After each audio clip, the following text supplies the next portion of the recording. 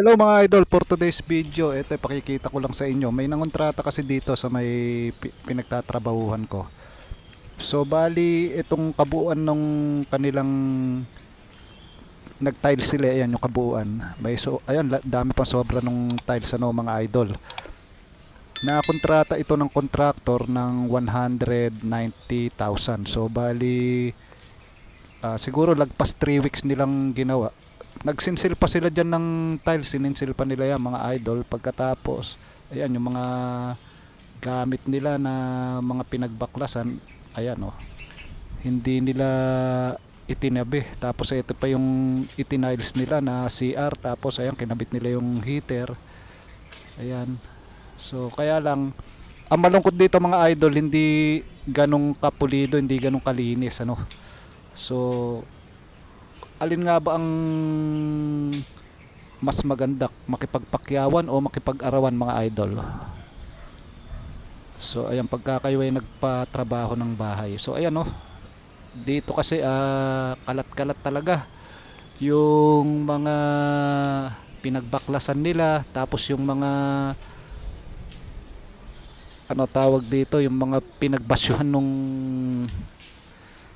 ginamit nila, eh nandyan din, hindi nila iniligpit. Sa madaling salita, hindi nila nilinis ano, kasi ginabi na din, hindi na binalikan nung contractor, nakuha na yung pera. So yun ang hindi maganda sa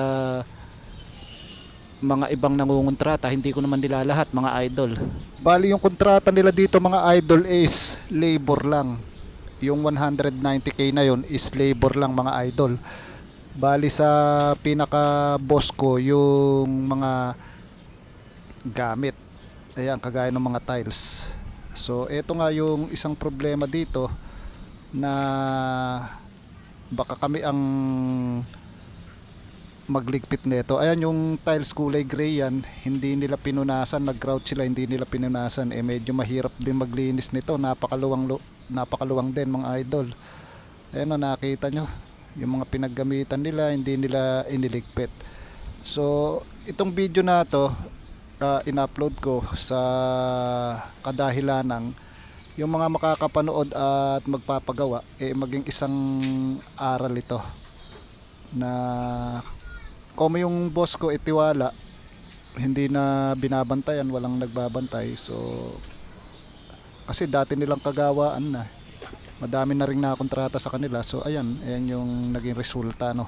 So hindi, kahit ako na isang manggagawa lang dito, hindi ako natutuwa mga idol.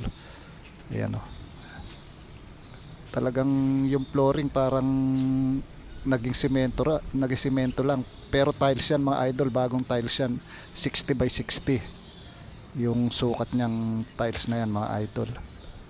Ayan, kahit yung CR lang, simpleng CR lang, hindi naging malinis.